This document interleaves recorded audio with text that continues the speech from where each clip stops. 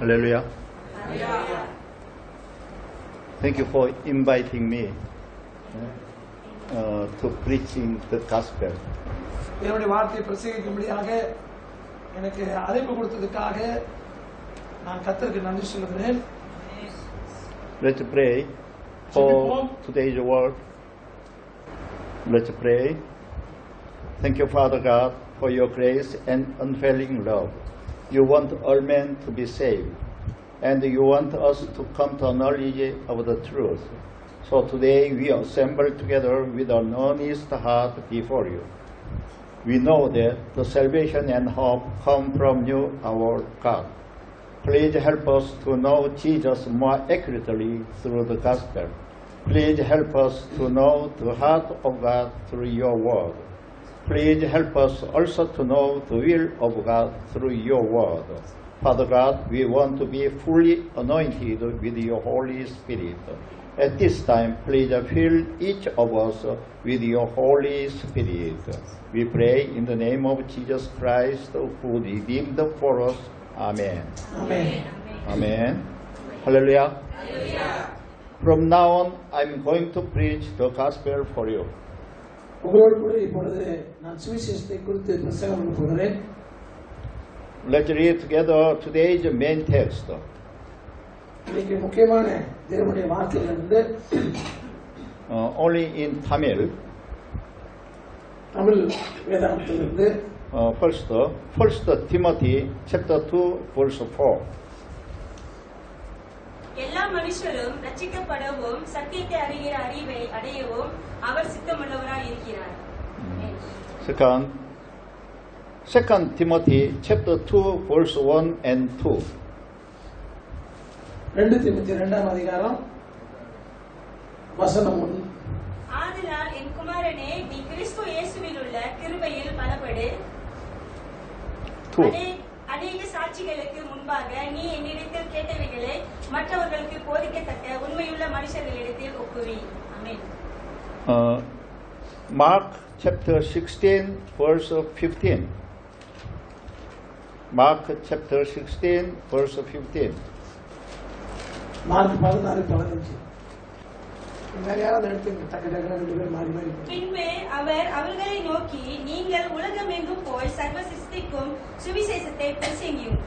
ஆமென். And 20. 20ஆம் வசனம். அவர்கள் புறப்பட்டு போய் எங்கும் பிரசங்கம் பண்ணினார்கள். கர்த்தர் அவர்களுடனே கூட கிரியை நடப்பித்து அவர்களால் நடந்த அடையாளங்களினாலே வசனத்தை உறுதிப்படுத்தினார். Ezekiel chapter 2 verse 7. எசேக்கியேல் 2ஆம் அதிகாரம் 7ஆம் வசனம். Ezekiel chapter 2 verse 7. 그들은 심히 패역한 자라. 그들이 듣든지 아니 듣든지 너는 내 말로 구할지어다. கலகக்காரரையாக அவர்கள் கேட்டாலும் சரி கேளாவிட்டாலும் சரி நீ வார்த்தைகளை அவர்களுக்கு சொல்லு. And 1 Corinthians chapter 9 verse 16 and 17. 1 கொரிந்தியர் 9:16-17. 내가 복음을 전할지라도 자랑할 것이 없으면 내가 부득불할 일입니다. 만일 복음을 전하지 아니하면 내게 화가 있을 것이로다. 17.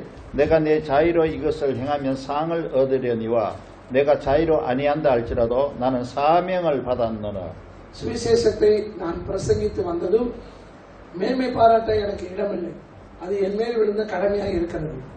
சுவிசேஷத்தை நான் பிரசங்கியாதென்றால் எனக்கு ஐயோ. நான் உற்சாகமாய் அப்படி செய்தால் எனக்கு பலன் உண்டு. உற்சாகம் இல்லாதவனாய் செய்தாலும் உக்கிரான உத்தியோகம் எனக்கு ஒப்புவிக்கிறது. Today's subject is what is the gospel? இன்றைக்கு தேவனுடைய வார்த்தையை குறித்து நான் உங்களோடு பேசவிருக்கும் தலைப்பு என்னவென்று சொன்னால், நற்செய்தி என்றால் என்ன? Why must we spread the gospel? நம்ம ஏன் இந்த சுவிசேஷத்தை அல்லது இந்த நற்செய்தியை இந்த உலகத்துக்கு பரப்ப வேண்டும்? Many people go to church every Sunday or every worship. ஒவ்வொரு ஞாயிற்றுக்கிழமையும் தேவனுடைய ஜனங்கள் தேவனுடைய ஆலயத்துக்கு செல்கிறார்கள். But among them, many people do not know the gospel for sure. ஆனாலும் அவர்களுக்கு உறுதியாக இந்த தேவனுடைய நற்செய்தி தெரியாதவர்களாய் இருக்கிறார்கள்.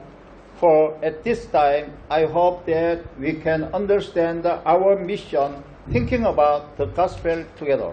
ஆகையினாலே நாம தேவனுடைய சுவிசேஷத்தை இந்த உலகத்திற்கு நாம் எடுத்து சொல்வதற்கு, அந்த பணியை நாம் புரிந்து கொள்வதற்கு நாம் சிந்தித்து ஒன்றாக செயல்பட வேண்டும். What is the gospel? என்ன அந்த சுவிசேஷமானது? In Romans chapter 1 verse 1 to 4, God explained the gospel through Apostle Paul. பவுலுக்கு ஆண்டவராகிய இயேசு கிறிஸ்து சுவிசேஷம் என்னவென்று அந்த முக்கிய காரியத்தை ரோமர் 1ஆம் அதிகாரம் 1-4 வசனத்திலே அவர் தெளிவுபடுத்துகிறார். Let's read together Romans chapter 1 verse 1 to 4. நாம் அதை சேர்த்து நாம் வாசிக்கலாம். Romans chapter 1 verse 1.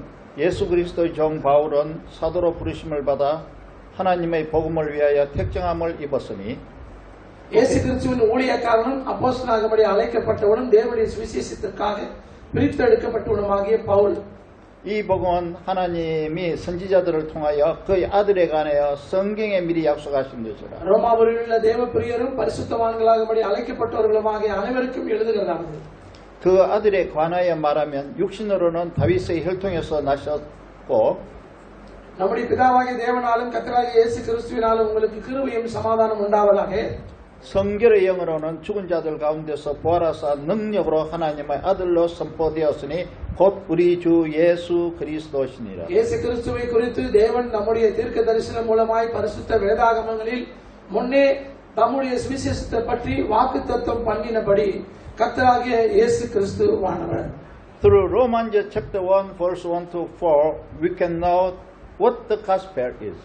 இங்கே முதலாவது ரோமர் புத்தகம் 1ஆம் அதிகாரத்திலே 1-4 வரைக்கும் இந்த சுவிசேஷம் என்றால் என்பதை குறித்து நாம் தெரிந்து கொள்ளலாம். First, chapter 1 verse 2 and 3 begins with this gospel. இது 1வது வசனத்திலிருந்து நம்ம 2வது வசனத்தை பார்க்கும்போது இதுதான் சுவிசேஷத்தினுடைய காரியமாக இருக்கிறது. And Paul explained that the gospel is concerning his son. இது இயேசு கிறிஸ்துவினுடைய சுவிசேஷம் என்று அவர் சொல்லுகிறதை நம்ம பார்க்கிறோம். Who is the son? யார் அந்த மகன்? His son means the son of God. அவர் தேவனுடைய குமாரனாகிய கிறிஸ்து.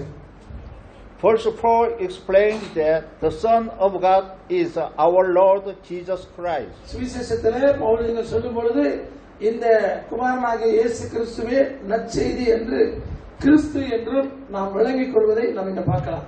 Therefore, the gospel is about the son of God. அது தேவனுடைய குமாரனாகிய கிறிஸ்துவை குறித்து சொல்லப்படுகிறது.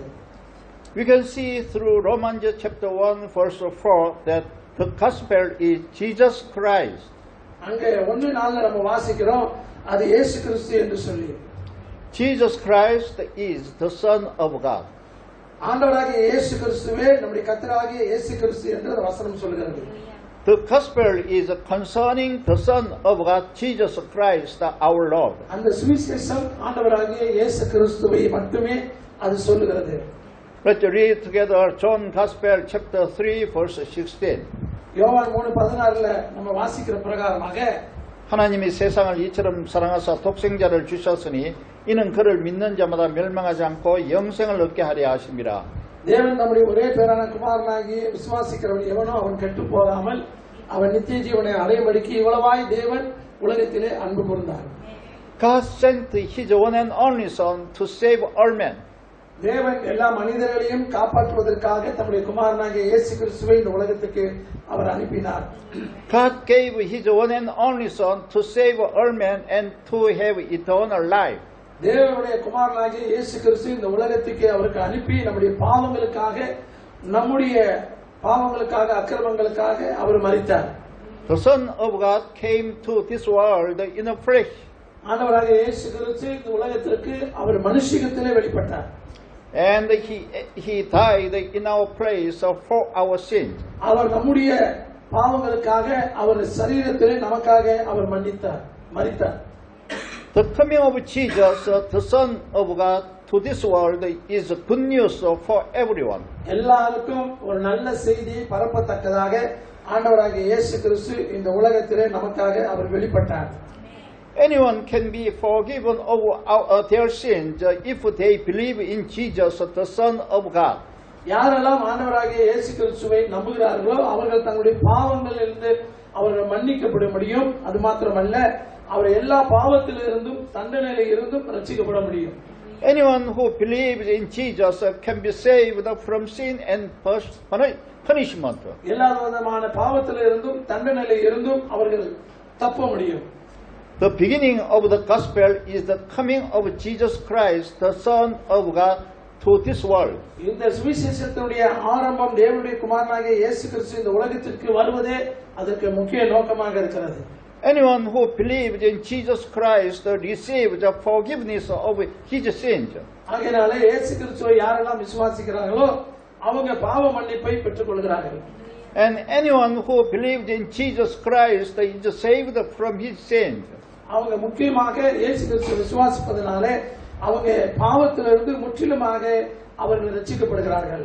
This is the good news. அதுதான் நல்ல செய்தி. The gospel is Jesus Christ, and this gospel is called the good news.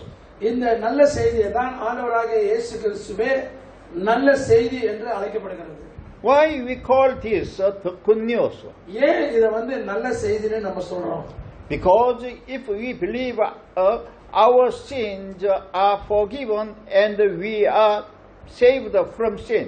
ஏனென்றால் நாம் நம்முடைய பாவங்களை அறிக்கையிட்டு விசுவாசித்தால் நாம் தேவனிடத்திலிருந்து அந்த பாவத்திலிருந்து நாம் ரட்சிக்கப்படுகிறோம். No need for money, no need for good deeds. அதுக்கு நல்ல காரியங்களோ அதுக்கு பணமோ தேவையில்லை. Because we can be saved only by believing in Jesus Christ, the Son of God. ஏனென்றால் ஆண்டவராகிய இயேசு கிறிஸ்துவை விசுவாசிப்பதன் மூலமாக மட்டுமே நாம் ரட்சிக்கப்பட முடியும். Why must we believe in Jesus Christ? நாம ஏன் ஆண்டவராகிய இயேசு கிறிஸ்துவை நாம் நம்ப வேண்டும்? In Romans chapter 1 verse 16, God says to us. ரோமர் 1ஆம் அதிகாரம் 16வது வசனத்துல தேவன் இப்படி சொல்லுகிறார். Romans chapter 1 verse 16, 내가 복음을 부끄러워하지 아니하노니 이 복음은 모든 믿는 자에게 구원을 주시는 하나님의 능력이 됨이라. 먼저는 유대인에게요 그리고 헬라인에게로다. கிறிஸ்துவின் சுவிசேஷத்தை குறித்து நான் வெட்கப்படேன். முன்பு யூதரிலும் பின்பு கிரேக்கரிலும் விசுவாசிக்கிறவன் எவனோ அவனுக்கு ரட்சிப்பு உண்டாவதற்கு அது தேவ பலனாய் இருக்கிறது. The gospel is the power of God for the salvation of everyone who believes. இந்த சுவிசேஷத்தை உடைய வல்லமை என்ன அப்படின்னு சொன்னால் யாரெல்லாம் அதை நம்புகிறார்களோ அது ரட்சிப்புக்கு ஏதுவான ஒரு வல்லமையாய் காணப்படுகிறது. It is God who saves everyone from sin. ஆண்டவர் எல்லாரையும் அந்த பாவத்தில இருந்து அவர் காப்பாற்றுவதற்காக. The gospel is the power of God who saves everyone. இந்த நல்ல செய்தி என்பது அது அனைவரையும் ரட்சிக்கக்கூடியதான ஒரு தேவனுடைய வல்லமையாக இருக்கிறது. With what does God save all the sinners? ஆகையாலே தேவன் தாமே எல்லாருடைய பாவங்களையும் அவர் மன்னித்து அவர்களை காப்பாற்றுகிறார். How does God save all the sinners? கடவுள் எப்படி எல்லாருடைய பாவங்களையும் அவர் மன்னித்து காப்பாற்றுகிறார்? Does God save people through their good deeds? ஆண்டவர் அவங்க நல்ல செயல்களினாலே செய்வதனாலே தேவன் அவர்களை காப்பாற்றுறாரா? No, through their good deeds. அப்படி நல்ல காரியத்தை செய்யறதுனால தேவன் நம்மளை ரட்சிக்கிறது கிடையாது. God save everyone from sin through His mercy and His grace. தேவனுடைய அவருடைய இரக்கத்தின் நிமித்தமாக எல்லாரும் பாவத்திலிருந்து விடுவிக்கப்படுகிறார்கள். Then does God save everyone only through His mercy and grace? ஆண்டவருடைய கிருபையினாலும் அவருடைய இரக்கத்தினாலும் மட்டும்தான் அனைவரும் காப்பாற்றுகிறாரா? No, only through His mercy and grace. ஆண்டவருடைய அப்படி இல்ல, தேவனுடைய அனைவரையும் காப்பாற்றுவதற்கு அவருடைய அந்த கிருபை மூலமாகத்தான். God saved everyone only through the gospel. ஆண்டவர் அந்த சுவிசேஷத்தின் மூலமாகத்தான் தேவன் என்ன செய்கிறாரு? அவங்களை ரட்சிக்கிறார். Everyone can be saved only through the gospel from God. ஆண்டவரிடத்திலிருந்து ரட்சிக்கப்படுவதற்கு அல்லது காப்பாற்றப்படுவதற்கு இந்த சுவிசேஷத்தின் மூலமாகத்தான் அவர்கள் காப்பாற்றப்படுவார்கள். What is the gospel? என்ன அந்த நல்ல செய்தி? The gospel is Jesus Christ. நல்ல செய்தி என்பது ஆண்டவராகிய இயேசு கிறிஸ்துவே. The gospel is the best news for everyone. இந்த நல்ல செய்தி அது எல்லாருக்கும் அது மிக முக்கியமான செய்தியாக இருக்கிறது. We say that the gospel is good news. அதுக்கு பேர் நம்ம என்ன சொல்றோம்னா அதுதான் குட் நியூஸ் அல்லது நல்ல செய்தி என்று சொல்கிறோம். God saved people from sin only through Jesus Christ, the gospel. இந்த சுவிசேஷத்தின் மூலமாக மட்டும்தான் மக்களை பாவத்திலிருந்து நாம விடுவிக்க முடியும். Then whom does God save from sin? யாரை ஆண்டவர் அந்த பாவத்திலிருந்து அவர்களை காப்பாற்றுகிறார்? God saved only those who believe in the Son of God, the gospel. இயேசு கிறிஸ்துவே மெய்யான தேவன் என்றும் குமாரன் என்றும் விசுவாசிக்கிறவர்கள் மட்டுமே தேவன் அவர்களை காப்பாற்றுகிறார். Jesus is the Son of God. இதுவே தேவனுடைய குமாரன் அல்லது பிதா அனுப்பின மகன் என்று சொல்லி பார்க்கிறோம். Jesus is God's one and only Son. அவர் ஒரே ஒரு குமாரனாகிய தேவன் என்று சொல்லி பார்க்கிறோம். Therefore, God saves only those who believe in Jesus Christ. ஆகையால இயேசு கிறிஸ்துவை விசுவாசிப்பவர்கள் மட்டுமே அவர்கள் ரட்சிக்கப்படுவார்கள். God is the God of love. தேவனுடைய அன்பு அங்க நம்ம பார்க்கிறோம். கடவுள் அன்பாகவே இருக்கிறார். But why does God save only those who believe in Jesus Christ? இயேசு கிறிஸ்துவை நம்புறவர்களை மட்டும் தேவன் ஏன் காப்பாற்றுகிறார்? Because God is not only a God of love, but also a God of justice. ஏனென்றால் தேவனுடைய அன்பானது அது தேவனுக்கு மட்டுமல்ல, அது நீதியின் தேவனாக இருக்கிறார். The righteous God must punish and judge sinners. அது மாத்திரமல்ல, நீதியின் தேவன் என்ன செய்கிறார்னா பாவிகளை தண்டித்து அவர்களை நியாயம் தீர்க்க செய்கிறார். Why does God save only those who believe in Jesus Christ, the Son of God? தேவனுடைய குமாரனாகிய இயேசு கிறிஸ்துவை நம்புகிறவர்களை மட்டும் ஏன் ஆண்டவர் காப்பாற்றுகிறார்? Because Jesus Christ took away our sins and died in our place. ஏன் என்று சொன்னால் இயேசு கிறிஸ்து நம்முடைய பாவங்களை நீக்கி நமக்கு பதிலாக மரிப்பதனாலே அவர் நம்மை காப்பாற்றுகிறார்.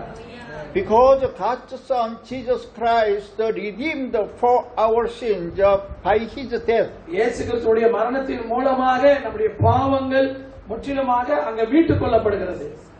Anyone who believes in Jesus Christ, the Son of God, is saved from sin. யாரெல்லாம் தேவனுடைய குமாரனாகிய இயேசு கிறிஸ்துவை விசுவாசிக்கிறார்களோ அவர்கள் பாவத்திலிருந்து அவர்கள் ரட்சிக்கப்படுகிறார்கள். Anyone who believes in Jesus Christ will be saved. யாரெல்லாம் இயேசு கிறிஸ்துவை விசுவாசிக்கிறார்களோ அவர்கள் எல்லாம் ரட்சிக்கப்படுவார்கள். This is the gospel and the good news. இதுவே தேவனுடைய நற்செய்தியும் நல்ல செய்தியுமாக இருக்கிறது. In other words, it is not that we have to believe well to be saved. வேறொரு வார்த்தையில நாம் சொல்லக்கூடும் என்றால் ரட்சிக்கப்படுவதற்கு நாம் நன்றாக நாம் நம்ப வேண்டும் என்பதல்ல. But we will be saved if we accept Jesus Christ and confess that we believe in Jesus Christ. அது மாத்திரமல்ல, நாம் இயேசு கிறிஸ்துவை ஏற்றுக்கொண்டு நாம் இயேசு கிறிஸ்துவை விசுவாசிக்கிறோம் என்று ஒப்புக்கொண்டால் மட்டும்தான் நாம் ரட்சிக்கப்படுவோம். Anyone who believes in Jesus Christ will be saved and go to heaven. யாரெல்லாம் இயேசு கிறிஸ்துவை அவர்கள் விசுவாசிக்கிறார்களோ ரட்சிக்கப்படுகிறார்களோ அவர்கள் எல்லாம் ரட்சிக்கப்பட்டு பரலோகம் செல்வார்கள். If you die today, can you go to heaven? இன்னைக்கு நீங்க செத்து போயிட்டீங்கன்னா பரலோகத்துக்கு போவீங்களா? Are you sure? உறுதியா நம்புறீங்களா? If you believe in Jesus Christ, you will go to heaven even if you die today. ஒருவேளை இன்னைக்கு நீங்க செத்து போயிட்டீங்கன்னா ஆண்டவராகிய இயேசு கிறிஸ்துவை உங்க உள்ளத்திலே ஏற்றுக்கொண்டு விசுவாசித்து அப்படி இறந்து போனால் நிச்சயமாக நீங்க பரலோகம் செல்லுவீர்கள். Even if you lack faith, if you acknowledge Jesus Christ as the Son of God and accept Him in your heart and believe in Him, you will go to heaven. ஒருவேளை உங்களுக்கு விசுவாசம் இல்லாவிட்டாலும் கூட நீங்கள் இயேசு கிறிஸ்துவை நீங்கள் தேவனுடைய குமாரன் என்று ஒப்புக்கொண்டு உங்களுடைய இருதயத்திலே அவரை ஏற்றுக்கொண்டு அவரை விசுவாசித்தால் நீங்கள் நிச்சயமாய் பரலோகத்துக்கு செல்வீர்கள். This is the gospel, the good news. இதுதான் நமக்கு கொடுக்கப்படுகிற நற்செய்தியாக இருக்கிறது. Hallelujah. Hallelujah. John Gospel chapter 1 verse 29. யோவான் 1ம் அதிகாரம் 29வது வசனத்திலே 이튿날 요한이 예수께서 자기에게 나오심을 보고 이르되 보라 세상 죄를 지고 가는 하나님의 어린 양이로다. மறுநாளிலே யோவான் இயேசுவை தன்னிடத்தில் வர கண்டு இதோ உலகத்தின் பாவத்தை சுமந்து தீர்க்கிற தேவ ஆட்டுக்குட்டி என்று சொன்னான். Look, the Lamb of God who takes away the sin of the world. ஆண்டவராகிய இயேசு கிறிஸ்து தம்முடைய மரணத்தின் மூலம் இந்த உலகத்தின் பாவங்களை நீக்கினார். John the Baptist said, Jesus is the Lamb of God who takes away the sin of the world. John Baptist என்கிறவர் இப்படியாக அவர் சொன்னார். என்ன சொன்னார்னா, இயேசு உலகத்தினுடைய பாவத்தை நீக்கக்கூடிய தேவ ஆட்டுக்குட்டி என்று சொன்னார். Jesus redeemed for all the sins of the world by his death. இயேசு கிறிஸ்துவே தம்முடைய மரணத்தின் மூலமாக இந்த உலகத்தில் இருக்கிற எல்லா பாவங்களையும் அவரே நீக்கினார். Who did this? இதை செய்தது யார் என்று பார்ப்போம் என்றால், God the Father sent his only begotten Son, Jesus, into the world. வேதம் சொல்லுகிறது, பிதாவாகிய தேவனாகிய கர்த்தர் ஒரே பேரான குமாரனாகிய இயேசுவை அவர் இந்த உலகத்துக்கு அனுப்பினார். God the Father sent Jesus to die for all the sins of the world. பிதாவாகிய தேவன் இயேசு கிறிஸ்துவை இந்த உலகத்துக்கு நம்முடைய பாவங்களை மன்னிக்கும்படியாக அவர் இந்த உலகத்துக்கு இறங்கும்படி அவரை அனுப்பினார். Let's read Isaiah chapter 53 verse 6. ஏசாயா 53 அதிகாரம் 6வது வசனத்தில் நம்ம வாசிக்கும்போது, 우리는 다 양 같아서 그릇 행하여 각기 제 길로 갔거늘 여호와께서는 우리 모두의 죄악을 그에게 담당시키셨도다. நாம் எல்லாரும் ஆடுகளைப் போல வழி தப்பித்திருந்து அவனவன் தன் தன் வழியிலே போனோம், கர்த்தரோ நம்ம எல்லாருடைய அக்கிரமத்தை அவர் மேலே விழப்பண்ணினார். The Lord has laid on him the iniquity of us all. கர்த்தர் நம் எல்லாருடைய அக்கிரமத்தையும் அவர் மேலே அவர் சுமத்தினார். Who is him in this verse? இந்த வசனத்தில் சொன்னது யாரு? He is the Messiah, the Christ. அந்த வசனத்தில் சொல்லப்படுகிறது இந்த ஜீன் யார் என்று சொன்னால் அவர் மேசியா அல்லது கிறிஸ்து என்று சொல்லி நம்ம பார்க்கிறோம். God judges all sins and punishes all sinners. ஆண்டவராகிய தேவன் எல்லா பாவங்களையும் அவர் நியாயம் தீர்த்து எல்லா பாவிகளையும் அவர் தண்டிக்கக்கூடியவராக இருக்கிறார். God placed our sins on His Son in order to save us, the sinners. பாவிகளாகிய நம்மை ஆண்டவராகிய இயேசு கிறிஸ்து நம்முடைய பாவங்களை தம்முடைய குமாரன் மீது அவர் வைத்திருக்கிறார் என்று சொல்லி பார்க்கிறோம். The Son of God, Jesus, died in our place as a sin offering for our sins. ஆண்டவராகிய இயேசு கிறிஸ்து தாமே நம்முடைய பாவங்களுக்காக பாவ நிவாரண பலியாக இயேசு கிறிஸ்து நமக்காக அவர் சிலுவையிலே மரித்தார். The Son of God, Jesus, died in our place as an atoning sacrifice for our sins. இயேசு கிறிஸ்து நம்முடைய எல்லா பாவங்களுக்காக அவரே பாவ பரிகார பலியாக அவர் நமக்காக கூட அவர் மரித்தார். God is a just God who must judge sin. ஆண்டவராகிய தேவன் அவர் ஒரு நீதியுள்ள தேவன், அவர் பாவத்தை நியாயம் தீர்க்க வேண்டும். God sent His Son as an atoning sacrifice to save us who are sinners. நம்மளை ரட்சிக்கும்படியாகத்தான் ஆண்டவராகிய இயேசு கிறிஸ்து இந்த குமாரனை இந்த உலகத்துக்கு அனுப்பி அவர் நமக்காக பரிகார பலியாக அவர் வந்தார். 1 John chapter 4 verse 9 and 10. 1 யோவான் 4 அதிகாரம் வசனம் 9 10வது வசனத்தை நம்ம படிக்கும்போது, 하나님의 사랑이 우리에게 이렇게 나타난 바 되었으니 하나님이 자기의 독생자를 세상에 보내시면 그로 말미암아 우리를 살리려 하심이라. 사랑은 여기 있으니 우리가 하나님을 사랑한 것이 아니요 하나님이 우리를 사랑하사 우리 죄를 속하기 위하여 화목제물로 그 아들을 보내셨습니다. நம்முடைய ஒரே பேரான குமாரனாலே நாம் பிழைக்கும்படிக்கு தேவன் அவரை உலகத்திலே அனுப்பினதினால் தேவன் நம் மேல் வைத்த அன்பு வெளிப்பட்டது. நாம் தேவனிடத்தில் அன்பு கூர்ந்ததினால் அல்ல, அவர் நம்மிடத்தில் அன்பு கூர்ந்து நம்முடைய பாவங்களை நிவர்த்தி செய்கிற கிருபாதார பலியாக நம்முடைய குமாரனை அனுப்பினதினாலே அவருடைய அன்பு உண்டாயிருக்கிறது. We were sinners who became enemies of God because of our sin. நம்முடைய பாவத்தின் நிமித்தம் நாம் தேவனுக்கு முன்பதாக நாம் விரோதிகளாய் இருந்தோம். Jesus offered himself for sinners as the peace offering to God. பாவிகளுக்காக ஆண்டவராகிய இயேசு கிறிஸ்து தன்னை தேவனுடைய சமாதான பலியாக இந்த உலகத்துக்கு நமக்கு அவர் ஒப்பு கொடுத்தார். Jesus offered himself to reconcile the sinners to God. ஆண்டவராகிய இயேசு கிறிஸ்து தேவனோடு கூட நமக்காக பரிந்து பேசும்படியாக அவர் தன்னை தாமே இந்த உலகத்துக்கு ஒப்பு கொடுத்தார். 1 John chapter 2 verse 2. 1 யோவான் 2:2ல நம்ம வாசிக்கும்போது 그는 우리 죄를 위한 화목제물이니 우리만 위할 뿐 아니요 온 세상의 죄를 위하십니다. நம்முடைய பாவங்களை நிவர்த்தி செய்கிற கிருபாதார பலி அவரே. நம்முடைய பாவங்களை மாத்திரமல்ல, அவர் சர்வலோகத்தின் பாவங்களையும் நிவர்த்தி செய்கிற பலியாய் இருக்கிறார். ஒரு ஆமென் சொல்லுங்க. He is the atoning sacrifice for our sin. அவரே நம்முடைய எல்லா பாவங்களுக்காக அவர் பாவ பரிகார பலியாக மாற்றினார். Jesus became the atoning sacrifice for our sin. இயேசு கிறிஸ்துவே நம்முடைய பாவத்துக்காக அவர் பாவ பரிகார பலியாக மாற்றப்பட்டார்.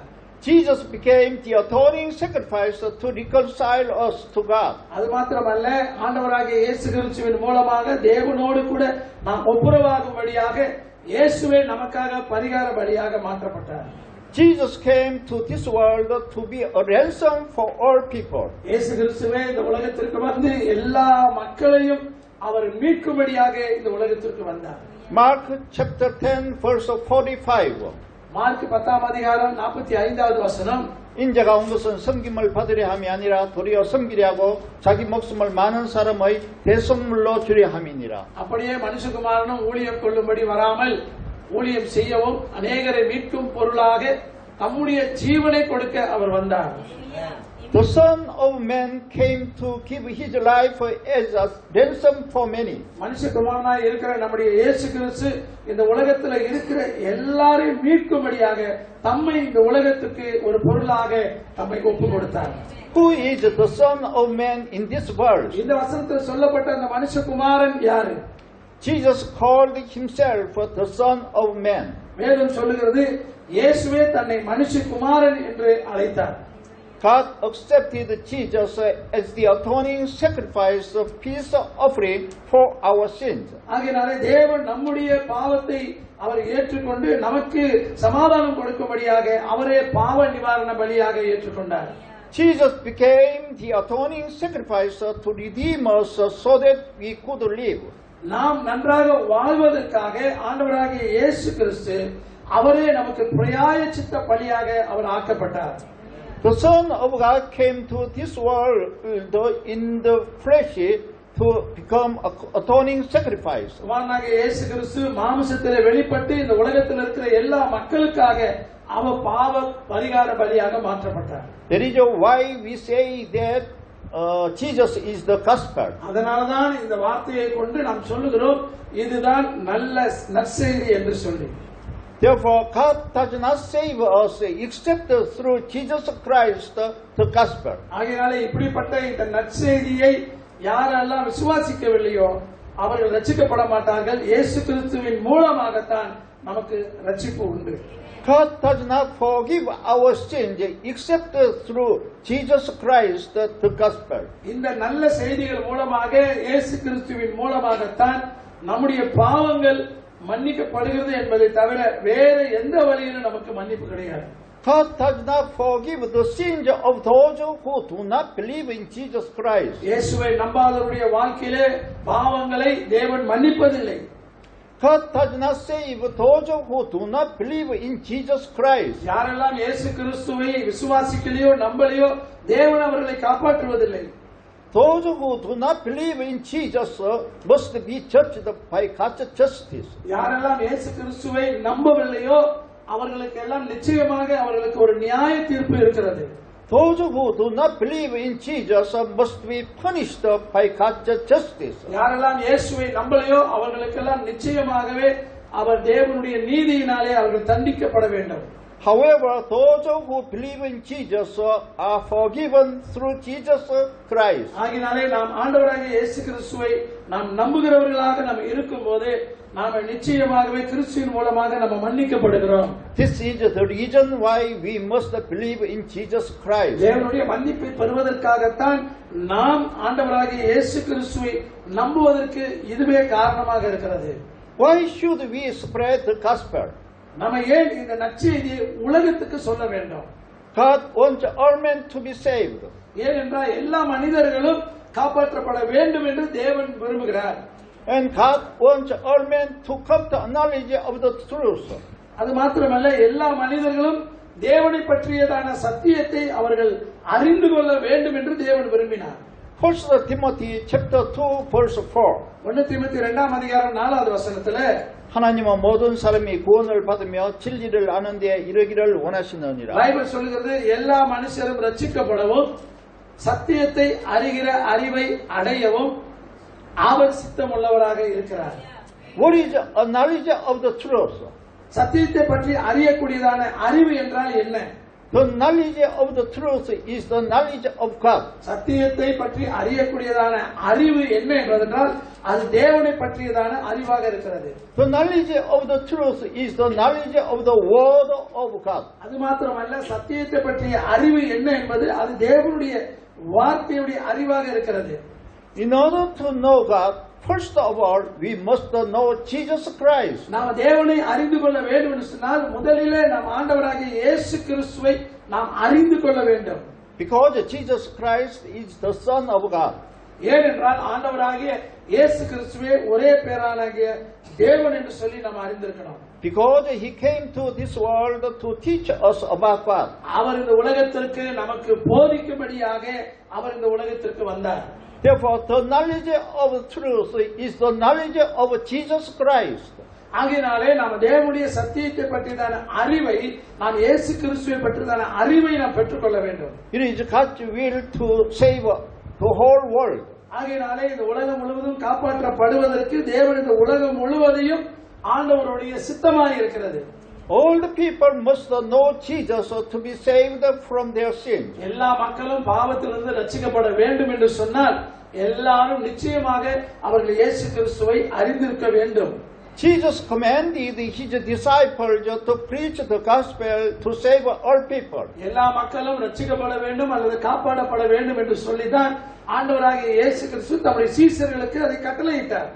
Go into all the world and preach the gospel to all creation. ஆகையாலே உலகத்தில் இருக்கக்கூடிய எல்லா சிருஷ்டிப்பினுடைய மக்களுக்கு நீங்க போய் இந்த சுவிசேஷத்தை பிரசங்கியுங்கள் என்று சொன்னார். Mark chapter 16 verse 15. மார்க் 16ஆம் அதிகாரம் 1வது வசனத்திலே 또 이르시되 너희는 온 천하에 다니며 만민에게 복음을 전파하라.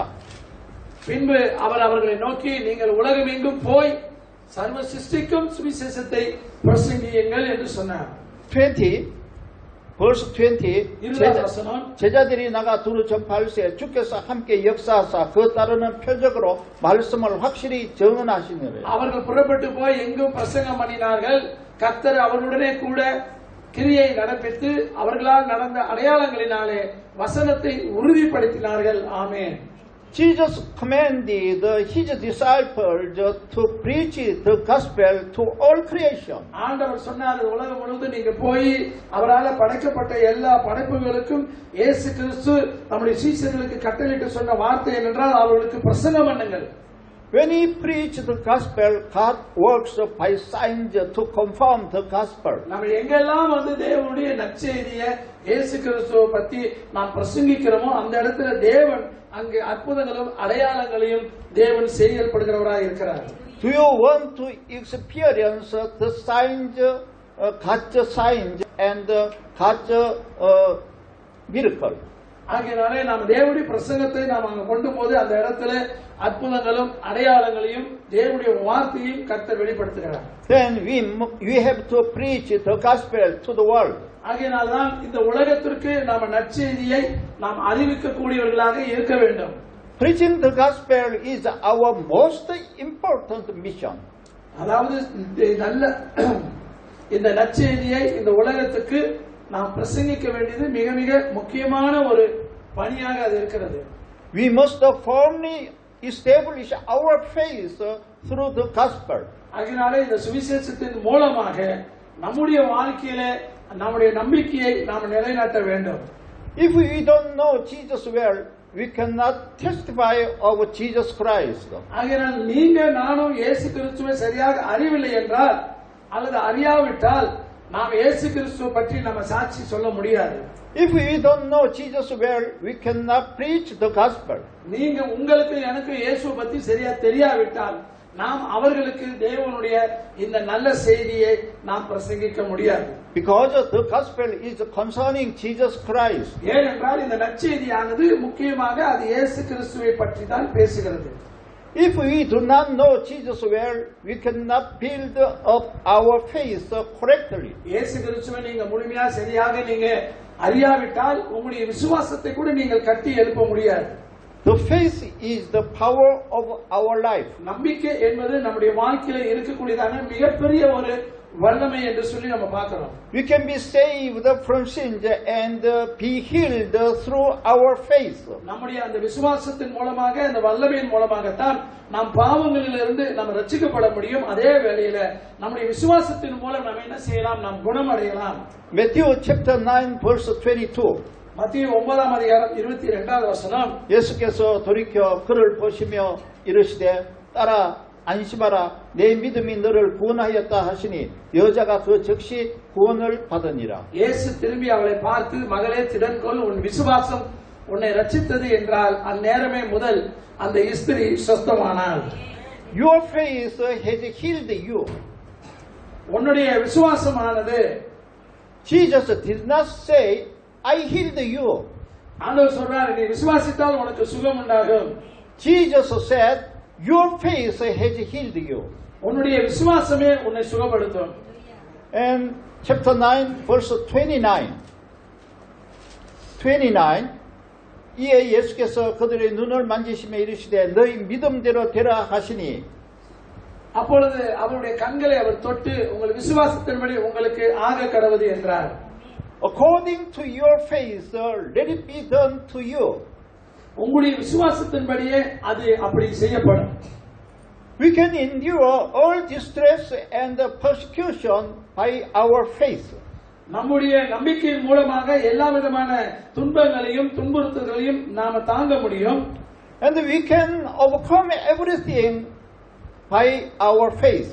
நம்முடைய விசுவாசத்தினாலே அல்லது நம்பிக்கையினாலே இவைகளை எல்லாவற்றையும் நம்மளால என்ன செய்ய முடியும்? ஜெயிக்க முடியும்.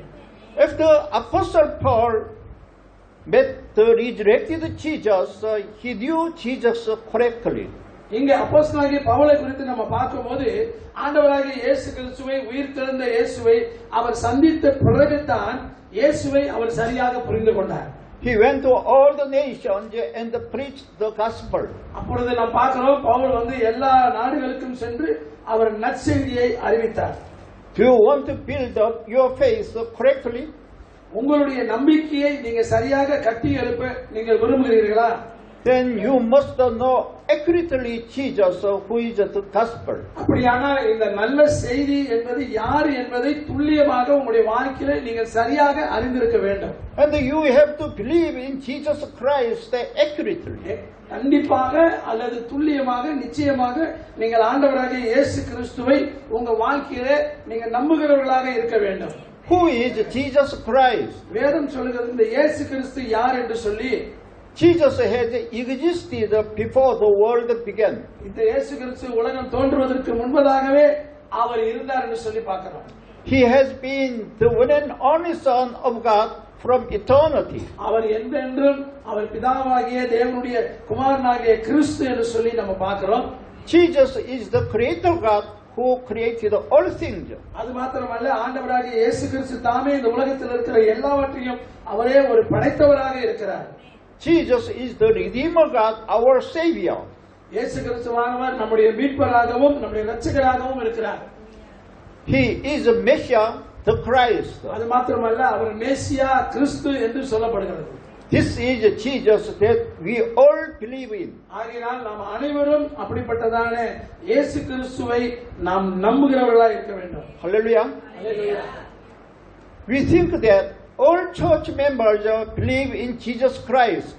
நாம் என்ன நினைக்கிறோம்? சர்ச்சுக்கு வரக்கூடிய மக்கள் விசுவாசிகள் எல்லாரும் இயேசு கிறிஸ்துவை நம்புகிறார்கள் என்று அநேக நேரத்தில் நம்ம நினைக்கிறோம். But actually they do not know well the gospel our Lord Jesus Christ. ஆனா உண்மையிலே பார்த்தாக்க சபைக்கு வர்றவங்க உண்மையாவே இயேசு கிறிஸ்துவை அறிந்து விசுவாசிக்க கூடிய அல்லது நல்ல நற்செய்தியை அறிந்த கூடிய மக்களாக இருக்கிறார்களா என்பது அவங்களுக்கே தெரியாது. We must know the gospel accurately. ஆகையாலே இந்த நல்ல செய்தியை அல்லது இந்த சுவிசேஷத்தை நாம நிச்சயமாக நாம துல்லியமாக அதை அறிந்திருக்க வேண்டும். But there are too many members who do not know the gospel for sure. நிறைய பேர் சபைக்குள்ள இருக்கிறவங்க இந்த உண்மையான நல்ல செய்தியை அறியாதபடிக்கு பல விசுவாசிகள் அங்கே சபைக்குள்ளாக இருக்கிறார்கள். Now I am going to conclude the word.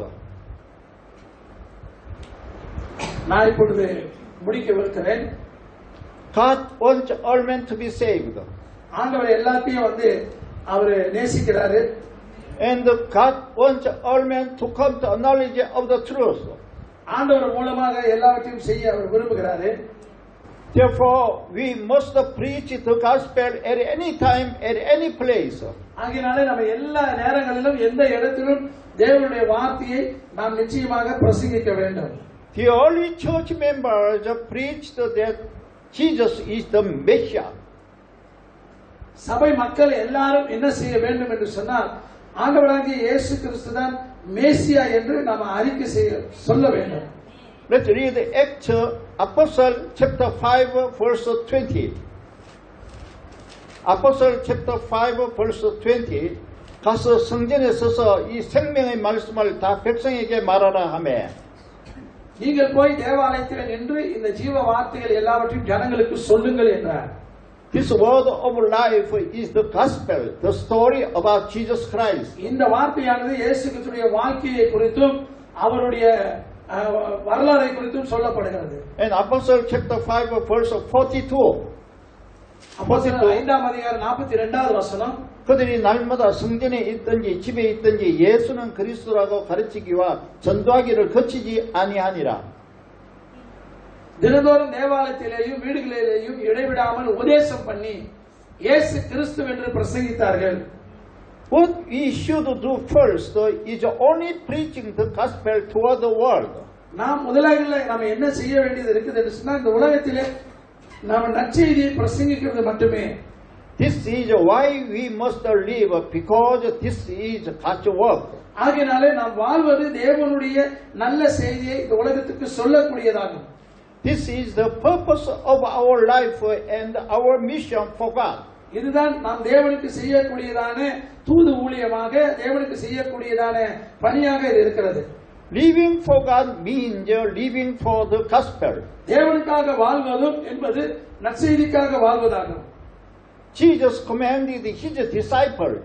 ஆகையாலே ஆண்டவராகிய இயேசு கிறிஸ்து தம்முடைய சீஷர்களுக்கும் அதை தான் கட்டளையிட்டார்.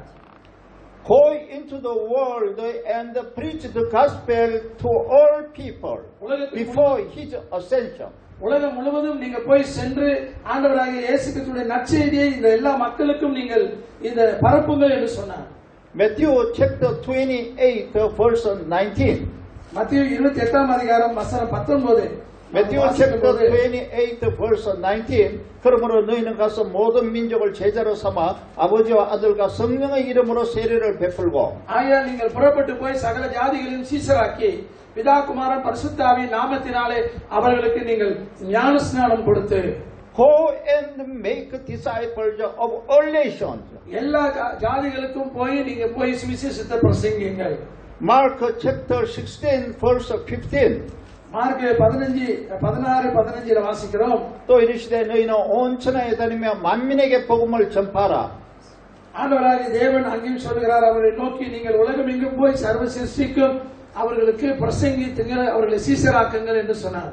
Go into all the world and preach the good news to all creation. உலகம் எங்கும் சென்று நீங்க போய் சகல சிருஷ்டிகளுக்கும் நீங்கள் சுவிசேஷத்தை பிரசங்கியுங்கள் என்று சொன்னார். Jesus is God's one and only Son. ஏன் அதை சொல்ல வேண்டும் என்றால் தேவனாகிய கர்த்தரே ஒரே ஒரு குமாரனாகிய கிறிஸ்து என்று சொல்லி.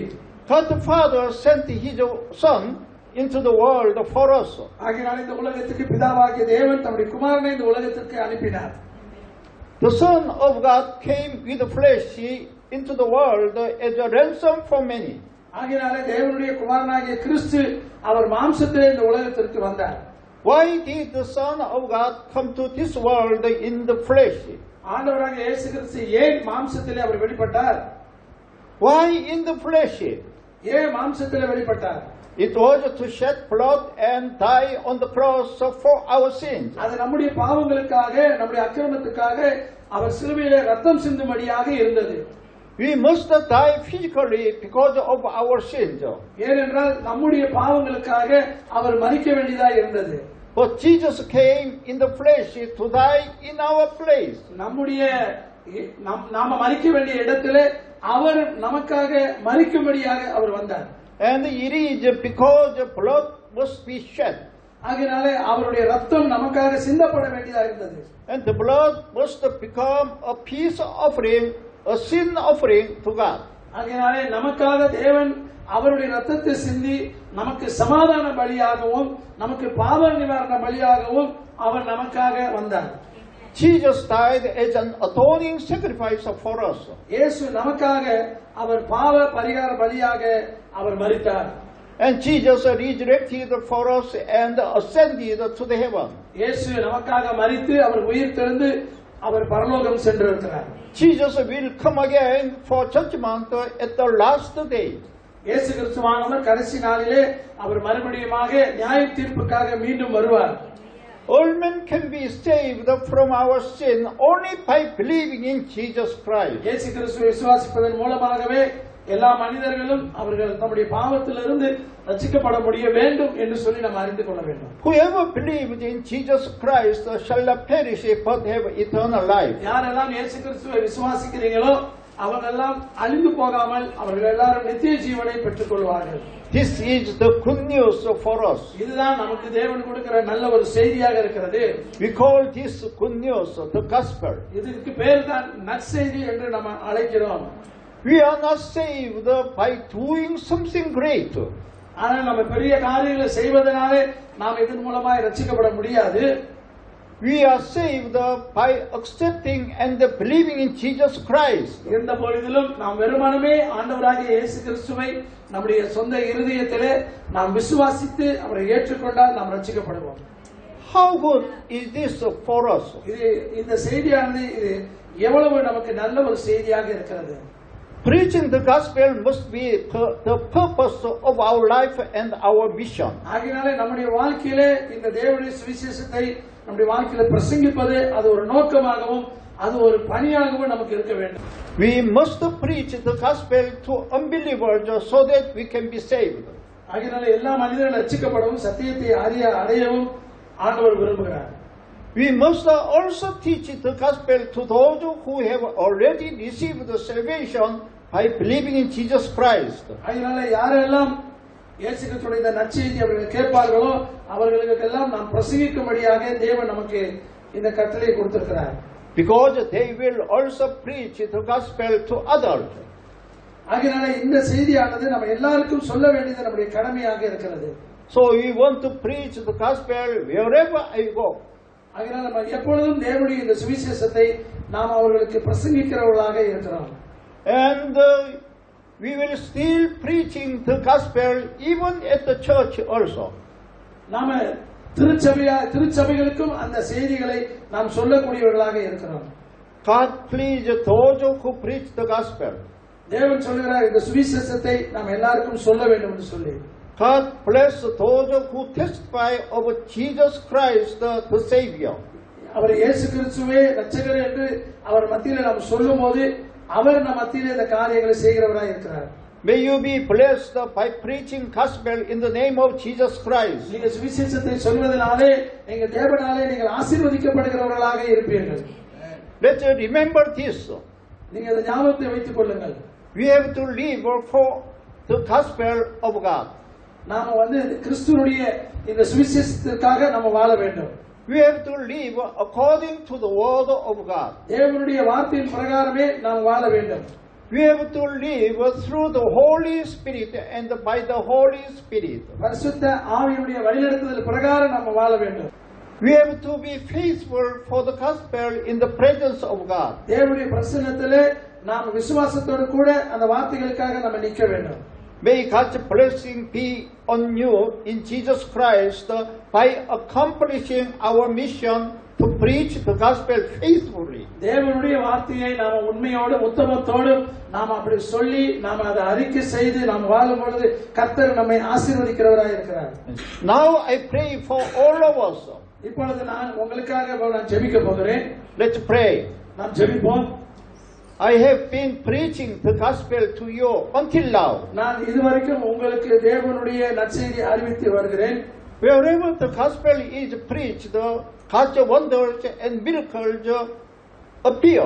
வேதம் சொல்லுகிறது எங்கெல்லாம் நற்செய்தி பிரசங்கிக்கப்படுகிறதோ அங்கெல்லாம் தேவனுடைய அற்புதங்களும் அடையாளங்களும் நடக்கும் என்று சொல்லி.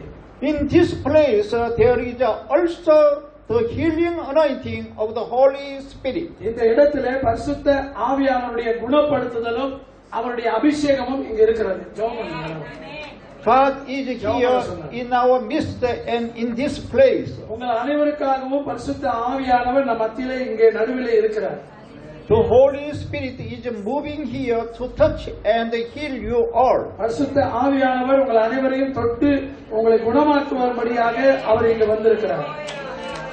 May you be free from troubles in the name of Jesus Christ. இயேசு கிறிஸ்துவின் நாமத்தினாலே நீங்கள் எல்லா நோய்களிலும் இருந்தும் நீங்கள் குணமடைவீர்கள். May you be healed from all disease in the name of Jesus Christ. இயேசுவின் நாமத்தினாலே நீங்கள் பல கஷ்டங்களில் இருந்தும் நோய்களில் இருந்தும் நீங்கள் விடுவிக்கப்படுவீர்கள். May you be blessed fully at any time, at any place by Jesus our King, our Lord. நம்முடைய ஆண்டவராகிய இயேசு கிறிஸ்துவினுடைய நாமத்தினாலே நீங்கள் எப்பொழுதும் எந்த நேரத்திலும் நீங்கள் ஆசீர்வதிக்கப்படுவீர்கள். In the mighty name of our King Jesus Christ. நம்முடைய ராஜாவாய் இருக்கிற இயேசு கிறிஸ்துவின் வல்லமையுள்ள நாமத்திலே. In the mighty name of our Lord Jesus Christ. நம்முடைய கர்த்தராகிய இயேசு கிறிஸ்துவின் மகத்தான நாமத்திலே. May your life is blessed. உங்களுடைய வாழ்க்கை ஆசீர்வதிக்கப்படும். May your health be blessed. உங்களுடைய ஆரோக்கியங்கள் உங்களுக்கு ஆசீர்வதிக்கப்படும். May your finance be blessed. உங்களுடைய பொருளாதாரத்தை தேவன் ஆசீர்வதிப்பாராக. May your family be blessed. உங்களுடைய குடும்பத்தை தேவன் ஆசீர்வதிப்பாராக. May your children be blessed. உங்களுடைய பிள்ளைகள் ஆசீர்வதிக்கப்படுவார்களாக. Father God, please touch us with your love through the Holy Spirit. பரிசுத்த ஆவியின் மூலமாக பிதாவாகிய தேவனே உம்முடைய அன்பினாலே அவர்களை தொடுவீராக. Please fill with your love for all of us. உம்முடைய அன்பினாலே அனைவரையும் நீ நிரப்புவீராக. Please fill us with all good things for us. எங்களுடைய வாழ்க்கையிலே எங்களுக்கு வேண்டிய நல்ல காரியங்களை நல்ல விஷயங்களை எங்களுக்கு தந்து நிரப்புவீராக.